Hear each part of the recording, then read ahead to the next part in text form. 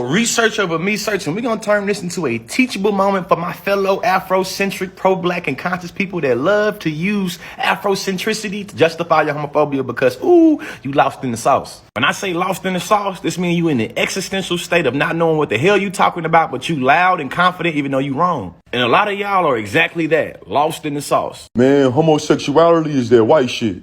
Not recognizing that, in fact, homophobia is the white shit, quote unquote. Stating it simplistically, in Africa, homophobia is a legacy of colonialism, contrary to popular belief. In simplistic terms, when she says homophobia in Africa is rooted in colonialism and white supremacy, she's talking how African sexuality and the legacy of imported homophobia is reality. It shows y'all have a colonial understanding of sexual orientation. Prior to European colonialism throughout African continent, we see far different, more relaxed attitudes towards sexual orientation. All right, guys, so I want to talk about this extremely fascinating interview that I stumbled across between CNN international anchor Miss Christiane Amanpour and Mr. William Ruto, the Kenyan president-elect. And I found this interview to be fascinating because it is a prime example of how Western countries try to push our values on other societies around the globe that don't necessarily agree with our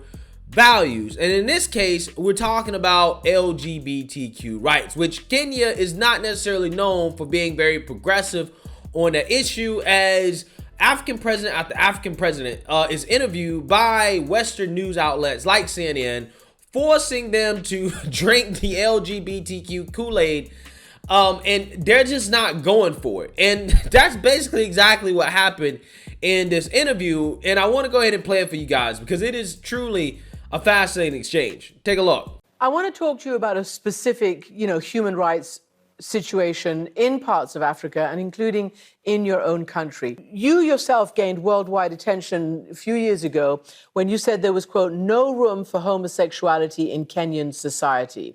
I want to know whether you still stand by that. We have Kenyan law, we have Kenyan constitution, we have our tradition, we have our customs. We will continue to respect other people's customs as they respect our customs and our tradition. I am very clear that we respect everybody and what they believe in, but we also have what we believe in, and we expect to be respected for what we believe in. So before I ask you to flesh that out and what exactly does it mean, I want to play you what President Kenyatta said to me about this issue.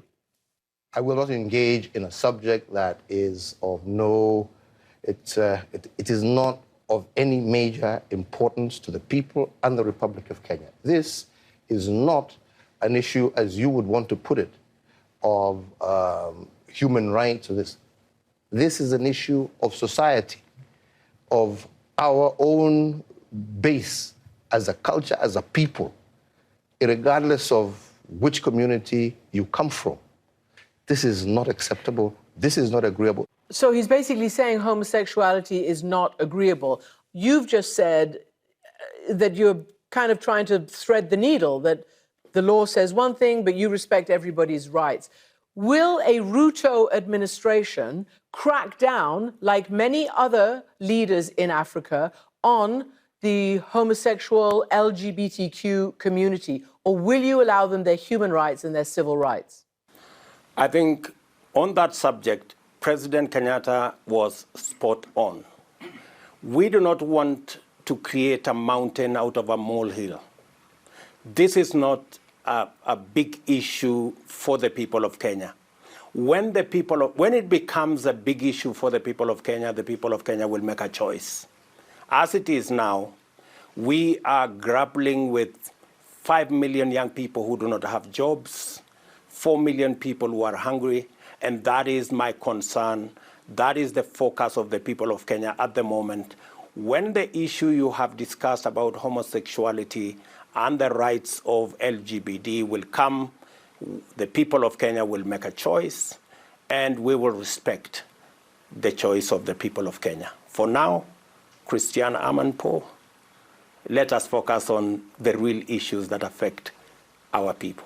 As you know, Mr. President, with respect, these are real issues that affect so many people around the world. But we will hold you to what you said, and we'll come back to you if the situation requires it, which No problem. probably it will. Yeah, so I want to be clear about my stance on this before I actually get into this. I do not agree with what Kenya does in regards to the things that they allegedly do and the things that happen to people in the LGBTQ community in that country. Okay, I don't agree with it, right? I definitely think they have some work to do when it comes to equality over there, okay? From a Western perspective, right? From a Western perspective. But with that being said, my opinion is just that. It's an opinion, it's a perspective. However, I'm not trying to force my perspective and opinion on them and their nation for them to change their laws and to do something that the people there don't want, or to allow something that the people don't want, like CNN is trying to do. Right? How many times have we seen these Western news outlets interview these African leaders time and time again? The main issues they're talking about is not poverty, right? Which, 35.5% of Kenya's population is living below the poverty line. Basically, more than 1/3 of the country is living on less than $1.90 per day. But yet you're asking the leader of this country about LGBTQ rights, right?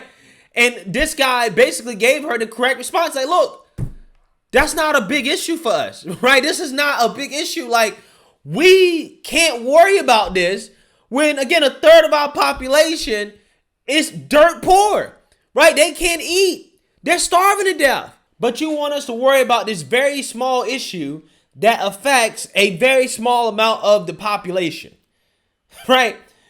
Again, so this president is 100% right. But what's happening here is that you have CNN trying to do what Western media outlets do, try to impose our values on everybody else instead of just respecting African culture, their customs, and their traditions for what it is. They're not cool with it over there. Who am I to, say anything about it? Who am I to try to impose my values on them? A Westerner from a majority white country, right? Why am I trying to push this on an African country? Why can't I just respect their traditions and their beliefs? But see, the woke scholars and the woke revolutionaries will say, just like at the beginning of this video, that, well, embracing homosexuality and LGBTQ and, gender fluidity, that is African culture. Because the Europeans actually imported homophobia and gendered ideology into Africa. Before the Europeans, right, Africa was this big, LGBTQ wonderland. According to them, right? They claim that, the society back in the day, they weren't gendered, right? They were genderless, okay? They also were very friendly towards, homosexuality and stuff like that, which is fine. I'm not sure if that's true or not. I'm just saying this sounds like a very similar story. The same story as, well, before European colonialism, everybody on the planet was living together in kumbaya, right? They weren't fighting each other. Wars and slavery was 100% an invention of the white man. Okay, so war, slavery, homophobia, transphobia, all that is an invention of the white man, and it was imported into Africa. That's why you're homophobic, right? I'm serious. That is what the argument is. And my question is, will any of these woke warriors go over to Africa and tell this man to his face that he believes what he believes because the white man told him to believe it? Or that what he believes is a byproduct of European colonialism, and that as a Kenyan, as an African, this lifestyle is supposed to be natural, right? It's supposed to be second nature. Because again, that's the argument. Everything that we disagree with is white supremacy, okay? And it was invented by the white man. Racism was invented by the whites. Homophobia was invented by the whites. Transphobia was invented by the whites. War, all this stuff that we don't like, all the bad stuff was invented by the Europeans. And all of the non-Europeans, the non-whites, were all living together in kumbaya, okay, in their progressive wonderland.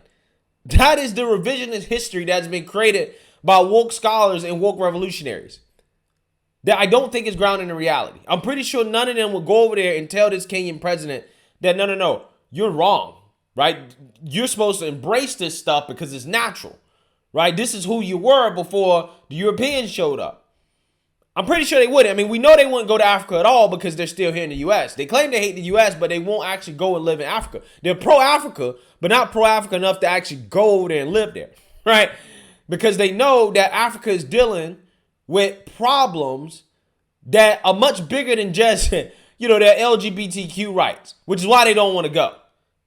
But they're trying to tell these African leaders that what they need to worry about is not the economic issues that they're facing, the corruption issues that they're facing. No. We don't need to worry about that stuff. You need to worry about LGBTQ rights. Again, I'm not saying I agree with Kenya and their approach to LGBTQ rights. All I'm saying is that who am I as a Western to come in here and tell them what they should prioritize and what they shouldn't prioritize? Especially when you have a country that's in poverty. We take for granted in Western society the fact that we have a developed economy, that our nations are developed, that we don't have to hunt for our food, that we're not living in poverty, even the homeless, right? The people that are technically living in poverty are living like kings compared to somebody in Kenya that's even middle class. I mean, again, living in poverty in the United States, you're getting food stamps. The government is paying for your food. Somebody on food stamps in Kenya, the U.S. version of food stamps in Kenya, again, would be eating and living like a king. We got obese poor people, which tells you ain't nobody in this country starving, right? So we can worry about those type of things. Issues like LGBTQ rights may seem big to us because we figured out everything else, but to countries like Kenya, who's still trying to develop, they're still trying to become a developed nation, they don't got time to worry about this stuff. Because when we were trying to develop, okay, back after the Civil War, the Reconstruction period, the 1900s, after the Great Depression, if we were worried about LGBTQ rights and we put that at the forefront of our agenda, we wouldn't be a developed nation, right? We wouldn't be a developed nation. The fact is, we put other things first. We worried about actually feeding people, developing our infrastructure, doing what's important so that people can get out of poverty, and then everything else came after that. Right? I'm pretty sure that Kenya solving its poverty problem is going to be much more beneficial to the LGBTQ community over there than, I don't know, gay marriage rights or something like that, right? Because gay marriage rights is not going to solve poverty. And I'm pretty sure that a gay couple in Kenya would much rather have food, okay, and not be starving than to be married or have the right to marry and starving to death.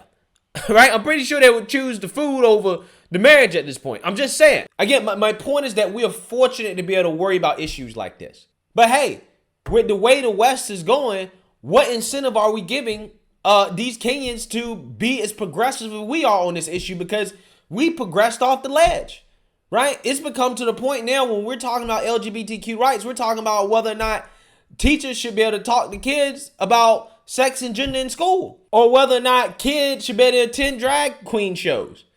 That's what we're talking about when we talk about LGBTQ rights in the United States. We're not talking about equal rights anymore because gay marriage is settled, unless you ask Clarence Thomas, but that's another video for another day. Discriminating against gay people in the workplace based off sexuality or gender, whatever, that's settled. All those things are settled. They got every right. Ask any one of these people in the LGBTQ community, what right don't you have? They can't name one. Right? They can't name one. They got all the rights. Again, that idea of fighting for equal rights is now fighting for special rights. And if Kenya is watching the progression of the United States, why in the world would they want to sign up for that? Maybe, just maybe, we should look at ourselves and say, are we incentivizing some of these other countries to get on board with this like we have, considering the direction that it's going in? Right? Considering that we're at the point now where we're talking about having kids at drag queen shows. And if you're against that, apparently you're, homophobic or transphobic and you're against the LGBTQ community. Again, I'm just saying, I don't think we're incentivizing Kenya to want to sign up for that, right? To actually do the right thing and to give equal rights to those people who live a certain lifestyle in their country. I don't think we're incentivizing them to do that considering how far it's going in the United States. I'm just saying. But again, my point here, my overall point is that we forget, because we're living in the West, that it is a luxury to worry about these things. It's a luxury to be having these conversations. We're going back and forth with each other about, whether or not biological men should compete against biological women in sports. Because in these other countries, they got much worse things to worry about. And these same people, right? The wokes and the liberals who tell us we must respect other people's cultures. We must respect their way of living. We can't impose, our values on other people. When it comes to this issue right here, they want to impose woke, progressive values on them. Again, the same people that complain about European colonialism, right? They're totally fine with woke colonialism and imperialism. They're totally cool with it. Again, it's amazing how that works, man. I'm sick and tired of the Western media interviewing these African leaders, asking them the same question over and over again. They're going to give you the same answer, bruh. When their society decides they want to address that issue, they'll address that issue. Until then, mind your own business, bruh. Right? Mind your own business. If you're going to worry about the country, worry about the more pressing issues facing the people in that country. Let me know what you guys think. Make sure you like, comment, and subscribe. Most importantly, share a Black conservative perspective. Peace.